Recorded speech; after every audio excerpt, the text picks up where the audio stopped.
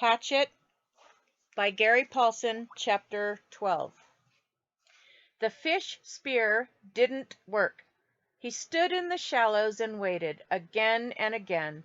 The small fish came closer and closer, and he lunged time after time, but was always too slow. He tried throwing it, jabbing it, everything but flailing with it, and it didn't work. The fish were just too fast. He had been so sure, so absolutely certain that it would work the night before. Sitting by the fire, he had taken the willow and carefully peeled the bark until he had a straight staff about 6 feet long and just under an inch thick at the base. Then, propping the hatchet in a crack in the rock wall, he had pulled the head of his spear against it, carving a thin piece off each time until the thick end tapered down to a needle point. Still not satisfied, he could not imagine hitting one of the fish with a single point.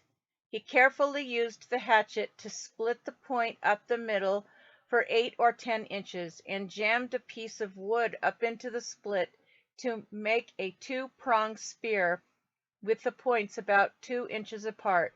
It was crude, but it looked effective and seemed to have good balance when he stood outside the shelter and hefted the spear. He had worked on the fish spear until it had become more than just a tool. He'd spent hours and hours on it, and now it didn't work. He moved into the shallows and stood, and the fish came to him. Just as before, they swarmed around his legs, some of them almost 6 inches long, but no matter how he tried, they were too fast. At first he tried throwing it, but that had no chance. As soon as he brought his arm back, well before he threw, the movement frightened them. Next, he tried lunging at them, having the spear ready just above the water and thrusting with it. Finally, he actually put the spear in the water and waited until the fish were right in front of it.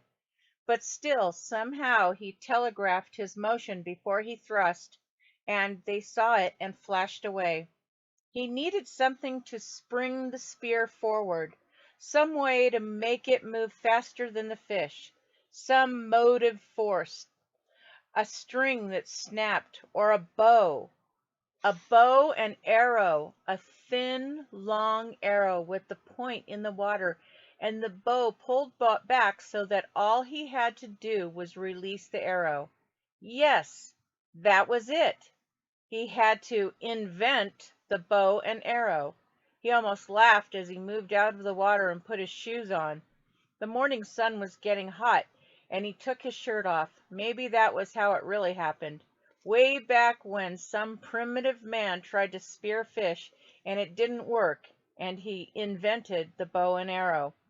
Maybe it was always that way. Discoveries happened because they needed to happen.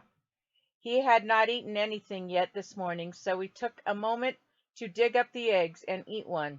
Then he reburied them, banked the fire with a couple of thicker pieces of wood, settled the hatchet on his belt, and took the spear in his right hand and set off up to the lake to find wood to make a bow. He went without a shirt, but something about the wood smoke smell on him kept the insects from bothering him as he walked to the berry patch. The raspberries were starting to become overripe. Just in 2 days, and he would have to pick as many as possible after he found the wood, but he did take a little time now to pick a few and eat them. They were full and sweet, and when he picked one, 2 others would fall off the limbs into the grass, and soon his hands and cheeks were covered with red berry juice, and he was full. That surprised him, being full. He hadn't thought he would ever be full again, knew only the hunger, and here he was full. 1 turtle egg and a few handfuls of berries, and he felt full. He looked down at his stomach and saw that it was still caved in, did not bulge out as it would have with 2 hamburgers and a freezy slush. It must have shrunk, and there was still hunger there, but not like it was, not tearing at him. This was hunger that he knew would be there always, even when he had food, a hunger that made him look for things, see things, a hunger to make him hunt. He swung his eyes across the berries to make sure the bear wasn't there at his back. Then he moved down to the lake. The spear went out before him, automatically moving the brush away from his face as he walked, and when he came to the water's edge, he swung left. Not sure what he was looking for, not knowing what wood might be best for a bow. He had never made a bow, never shot a bow in his life, but it seemed that it would be along the lake, near the water. He saw some young birch, and they were springy, but they lacked snap somehow, as did the willows. Not enough whip back. Halfway up the lake, just as he started to step over a log, he was absolutely terrified by an explosion under his feet. Something like a feathered bomb blew up and away in a flurry of leaves and thunder. It frightened him so badly that he fell back and down, and then it was gone, leaving only an image in his mind. A bird it had been, about the size of a very small chicken, only with a fantail and stubby wings that slammed against its body and made loud noise. Noise there and gone. He got up and brushed himself off.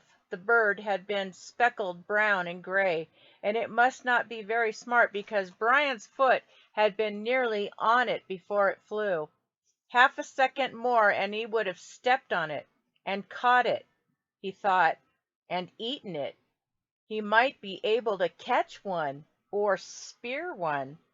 Maybe, he thought, maybe it tasted like chicken. Maybe he could catch one or spear one, and it probably did taste just like chicken when his mother baked it in the oven with garlic and salt and it turned golden brown and crackled. He shook his head to drive the picture out and moved down to the shore. There was a tree there with long branches that seemed straight, and when he pulled on one of them and let go, it had an almost vicious snap to it. He picked one of the limbs that seemed right and began chopping where the limb joined the tree. The wood was hard, and he didn't want to cause it to split, so he took his time. Took small chips and concentrated so hard that at first he didn't hear it. A persistent whine, like the insects, only more steady, with an edge of a roar to it, was in his ears, and he chopped and cut and was thinking of a bow, how he would make a bow, how it would be when he shaped it with the hatchet, and still the sound did not cut through until the limb was nearly off the tree, and the whine was inside his head, and he knew it then. A plane! It was a motor, far off, but seeming to get louder. They were coming for him. He threw down the limb and his spear, and holding the hatchet, he started to run for camp.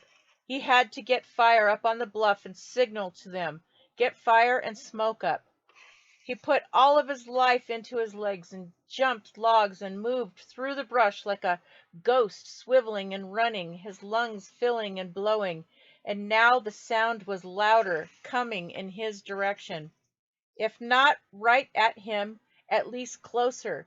He could see it all in his mind now, the picture, the way it would be. He would get the fire going, and the plane would see the smoke, and circle once, then again, and waggle its wings. It would be a float plane, and it would land on the water and come across the lake, and the pilot would be amazed that he was alive after all these days. All this he saw as he ran for the camp and the fire. They would take him from here, and this very night, he would sit with his father and eat and tell him all the things. He could see it now. Oh, yes, all, as he ran in the sun, his legs liquid springs. He got to the camp, still hearing the whine of the engine, and one stick of wood still had good flame. He dove inside and grabbed the wood and ran around the edge of the ridge, scrambled up like a cat and blew and nearly had the flame feeding, growing when the sound moved away. It was abrupt, as if the plane had turned. He shielded the sun from his eyes and tried to see it, tried to make the plane become real in his eyes. But the trees were so high, so thick, and now the sound was still fainter.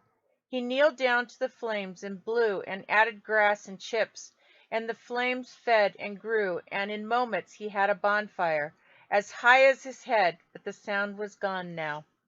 Look back, he thought. Look back and see the smoke now, and turn, please turn. Look back, he whispered, feeling all the pictures fade, seeing his father's face fade like the sound, like lost dreams, like an end to hope. Oh, turn now, and come back, look back and see the smoke and turn for me. But it kept moving away until he could not hear it even in his imagination, in his soul. Gone.